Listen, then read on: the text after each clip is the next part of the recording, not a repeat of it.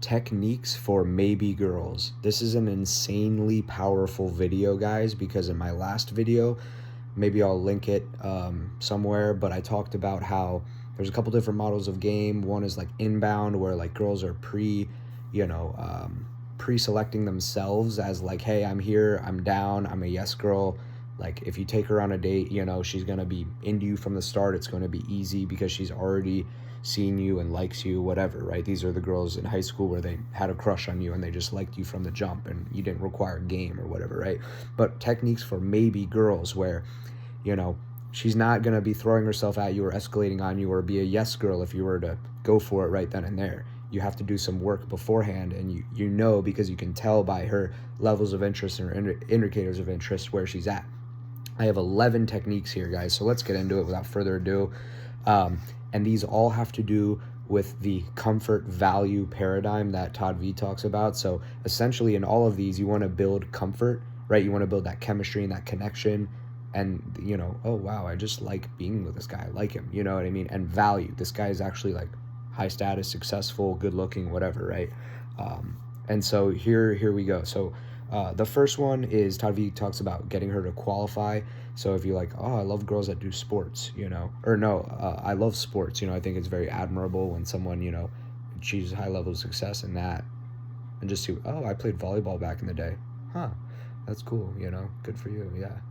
So you're getting her to qualify. Now you're on this judge chair. Like I have high standards and maybe she falls into your frame. Okay. And now all of a sudden you have some more value. The second technique is a push-pull. So it's essentially a push-pull creates momentary disconnect or momentary I'm high value and I'm willing to tease you and push you away, but then you pull and you bring it back to center, right? So there is still that sense of like, wow, this guy just like teased me a little bit, or wow, this, you know what I mean, right? So that's value. That's a value technique, okay?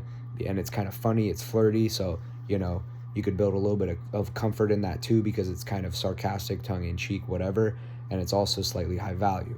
That gets into my next one, which is teasing. Okay, that's value as well. It's a value builder because you're slightly showing that, oh wow, your hair is very frizzy today, oh my goodness, you know what I mean, or something, oh my god, stop, you know what I mean. So it shows that you just are generally up here and you're willing to kind of just peck down, right? So that's a value thing. I'm up here, teasing, and it's also funny, builds a little bit of comfort as well. And then flirting, foreplay, or turn on, right? So if you're able to very subtly you graze her arm or something like that, even if like a 5 did that to me, like a chopped 5 or something, like I would be a little bit like intrigued. I'm like, dang, like this girl isn't hot, but like the way she touched me there, it's like, dang, it's like getting me going, right? So a little bit of flirting or foreplay or something turn on, right? Typically something with kino or touch, right? Or proximity, like, wow, this, when there's a man and a woman, man, like something could happen, right? So yeah, that's number 4. Number 5 is a disqualification. So we would never work out, you know what I mean? Or well, that's a red flag. Or I guess it was good now, but I guess it's over, you know what I mean? That is a value, right? And going back real quick, the flirting foreplay thing is comfort because it feels good, right? But the disqualification is a value thing. Like, you have standards for what can work and what can't work, and it's essentially the fear of loss trigger, right? So we have fear of missing out, we have fear of losing something. Oh, we were in this good interaction, where did they go? Even if I wasn't that into it, if that person did a quick pull away or a turn away, right, or disqualification, like I kind of want to reach for it, right, and get it back. So it's a fear of loss thing, or you're baiting, chasing, right? That's a very good technique as well. The next one is just making her laugh. That's comfort, obviously, building connection and chemistry. Like, she just finds you funny. She likes you. She likes being around you, right? That's a comfort thing. Now, the reason we have to do value as well, guys, because if you just build rapport, you're just going to be a nice to meet you. I see you as my buddy. You know what I mean? Because you're just like, it just feels good, but there's no like sexual, polarity there, right? So that's why it's value and comfort. And that's pretty much a bare bones way to boil it all down, guys. But we have more techniques here. The next one is chemistry or connection and comfort. That's just kind of a general term. So building chemistry, right? It's that murky term of like, you guys are just like, echoing and vibrating off of each other in this way where there's just a deep level of rapport and chemistry there, and a little bit of flirting, right? So that's comfort, obviously.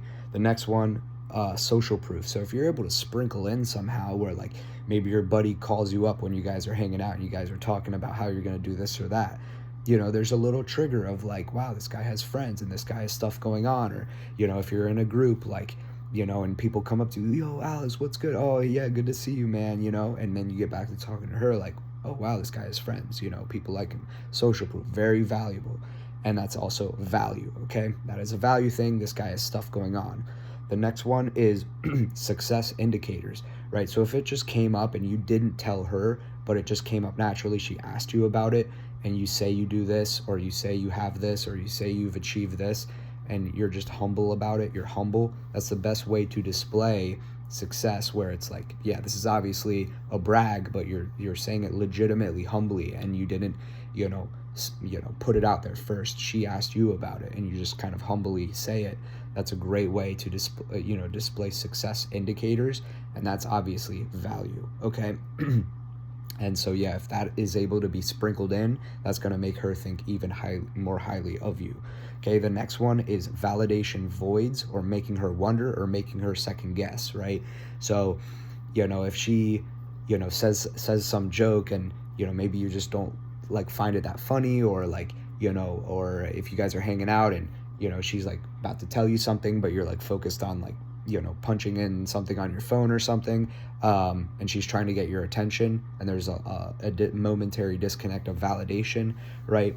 That stuff can kind of, make her second guess, like, oh, wow, I'm not this high and mighty thing. Like, this guy has other stuff going on, or his attention, right? Validation and attention are very similar. But yeah, attention voids or validation voids momentarily, right? You're not going to be the guy, I'm just never giving her attention. No, it's like a momentary subtle thing. It's best when it's subtle, okay? That's with all of these, by the way. But yeah, that's obviously value, okay?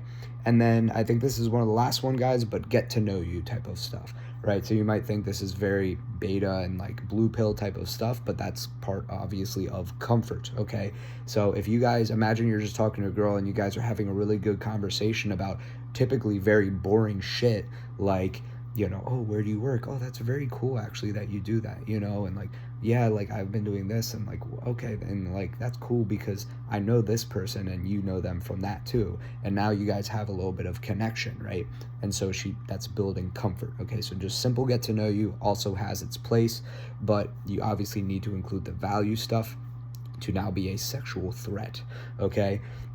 So guys, that was 11 amazing techniques, if I do say so myself, for how to turn a maybe girl, even lower on the spectrum of like, she wasn't really that into you, but she entertained it. But now all of a sudden you've chiseled and chiseled patiently and subtly, and now she sees you as this high value dude. You've teased her, and now you guys are flirting. You have chemistry and comfort and all this stuff, and that's how you turn a maybe girl into a yes girl. And let's go over them real quick, because I know you guys forget, because I do too.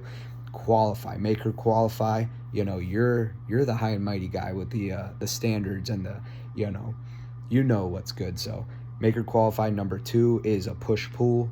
Number 3 are teases, right? Obviously teasing's great. Number 4 is flirting, foreplay, turn on, okay? Number 5 is disqualify, fear of loss type of stuff, pull aways, pull backs, right? Momentarily, subtly. Number 6 is make her laugh, okay? Feel great. Oh, this is fun. I like this guy. And obviously don't overdo it. Number 7 is chemistry and connection and comfort. So chemistry, right? That word of chemistry. We all know it's a je ne sais quoi. I don't know exactly how to pinpoint this, but chemistry when it's there.